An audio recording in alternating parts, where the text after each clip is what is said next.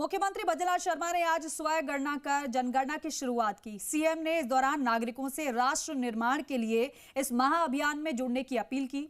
भारत के इतिहास में ये ऐसी पहली जनगणना है जो पूरी तरह से डिजिटल होगी।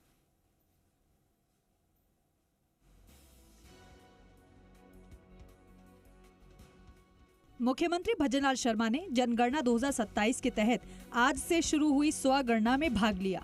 मुख्यमंत्री निवास पर उन्होंने स्वगणना के आधिकारिक पोर्टल se-census.gov.in पर जाकर अपना विवरण भरा और आवश्यक जानकारी दर्ज कर फॉर्म सबमिट किया। मुख्यमंत्री ने इस मौके पर कहा, जनगणना 2027 डिजिटल और विकसित भारत 2047 के संकल्प को पूरा करने के लिए महत्वपूर्ण है। उन्होंने सभी नागरिकों से अपील करते हुए कहा कि इस महाअभियान से प्रत्येक नागरिक जुड़े एवं राष्ट्र निर्माण के इस कार्यक्रम में पूर्ण सहयोग देकर इसे सफल बनाएं।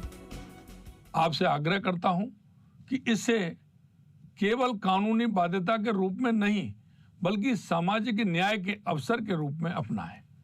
आपसे आग्रह है कि मकान और परिवार से संबंधित सटीक, सत्य और पूर्ण जानकारी प्रदान कर आप इस महान राष्ट्र यज्ञ में अपनी आहुति दें।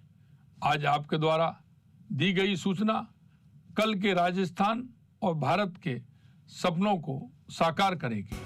1 मई से 15 मई तक आमजन को स्वगणना की विशेष सुविधा दी गई है, जिसमें नागरिक स्वयं अपनी जानकारी ऑनलाइन भर सकते हैं।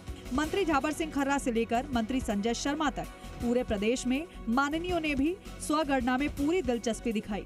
राजस्थान में जनगणना 2027 के प्रथम चरण के तहत स्वगणना के बाद जनगणना कर्मी 16 मई से घर घर जाकर मकान सूचीकरण एवं मकानों की गणना संबंधी कार्य शुरू करेंगे। इस बार की जनगणना में जनसांख्यिकीय, सामाजिक, आर्थिक, सांस्कृतिक, प्रवास और प्रजनन क्षमता से संबंधित विस्तृत जानकारी जुटाई जाएगी। जातीय आधारित जनगणना होने से इस बार के चरण 2 में सभी समुदायों की जाति आधारित गणना भी की जाएगी।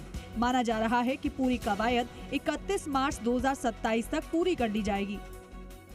जनगणना किसी भी राष्ट्र के विकास के लिए इसलिए महत्वपूर्ण होती है कि इससे कुल जनसंख्या, सामाजिक परिस्थितियाँ, आर्थिक परिस्थितियाँ, संसाधनों की स्थिति, हर तरह की सूचना जनगणना में समाहित होती है, जिससे भविष्य के लिए जन कल्याणकारी योजनाएं और विकास कार्यों के निर्माण में सरकार को सहायता मिलती है।